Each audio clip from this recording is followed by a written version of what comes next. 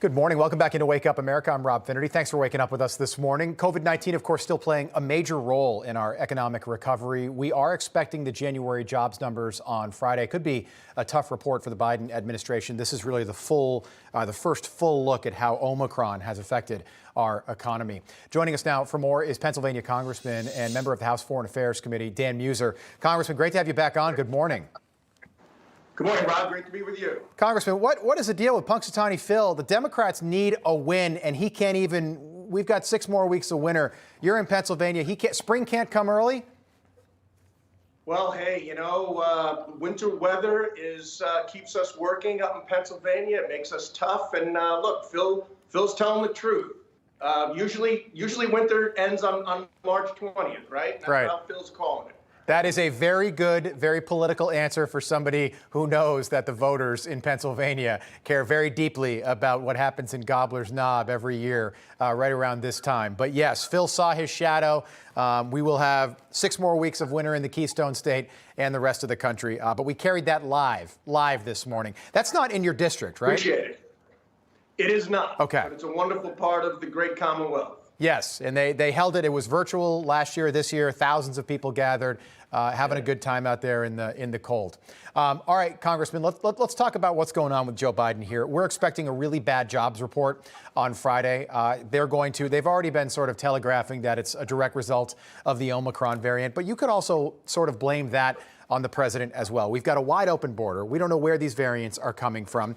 We know that Delta came from India. We know that Omicron may have started in South Africa. But what's been going on with this administration is just, we've never seen this before, especially in this short period of time. Donald Trump's last day in office, inflation, 1.4%. Today, it's over 7%, and it's expected to go up even more. What do you make of this?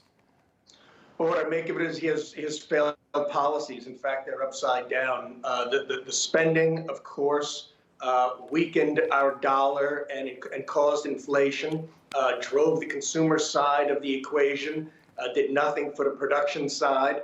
We're buying goods from overseas. That's one of the reasons that we have such a bottleneck at our ports. People aren't going to work. A lot of it is due to certainly the Omicron, as you mentioned, the randomness of our schools, the fact that the payments that were made through the end of December certainly had an effect there. Every small business in my district is literally pulling their hair out because they cannot hire enough.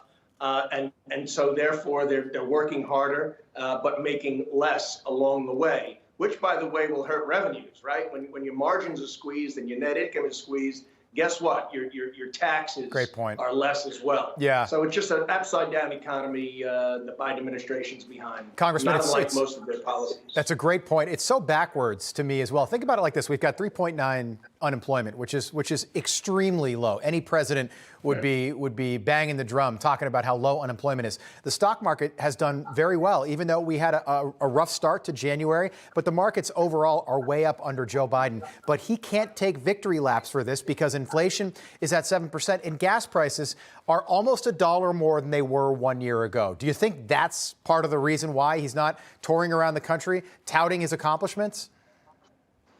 You know, gasoline prices itself is a huge hit on people's disposable income, particularly middle-income families. The spike is crazy in Pennsylvania as well. It's costing people $90, $100 to fill up their pickup trucks.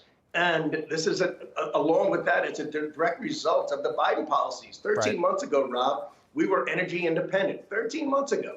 Immediately, with the cancellation of the Keystone Pipeline and other measures, such as banning new exploration on federal lands, as well as inhibiting banks from investing in energy companies, natural gas and oil. All right. I mean, they are rattling the marketplace, made us energy dependent. Right. We're now importing natural gas from Russia. Right. Russia's Nord Stream 2 is a big reason that we have the conflict/pending invasion of the Ukraine. Just awful policy. Congressman, do you think that's going to happen? Do you think Vladimir Putin, do you think he's just biding his time, waiting for the Olympics to wrap up in Beijing before he invades Ukraine? Look, I think very much this is about a few things. It's one about Putin thinks that the grandeur of the Soviet Union needs to be brought back. Nobody wants that. The Soviet Union was a very depressed, autocratic, communist nation. Ukraine's not interested in joining that. Right. It's also about energy. Our president doesn't get it. Putin does understand that energy brings power, and he's going to invade a sovereign nation in order to get it. And meanwhile, we have a president that's chasing it away. But Putin is a thug. Let's not misunderstand. Putin is a thug. He is a murderer. His GDP is smaller than the state of New York. All right, we have got to have a unified front with our allies. This is very important because the entire world, particularly China, is watching, and we need to stand firm and be clear with what the consequences will be should he take one more step. All eyes remain focused on that border and not our own border. Congressman Dan Meuser, great to have you on. We appreciate it. 6 more weeks of winter coming from Gobbler's Knob. That's right. We can handle it. Good to see you, sir. Thanks so much for being with us. Hey, I'm Rob Finnerty. Thanks for watching. If you enjoyed this video, please join the conversation in the comments below. Don't forget to subscribe, too. Hit the bell icon to be alerted to breaking news. And remember, there's a whole lot more on Newsmax TV, America's fastest growing cable news network. Newsmax TV, we're real news for real people.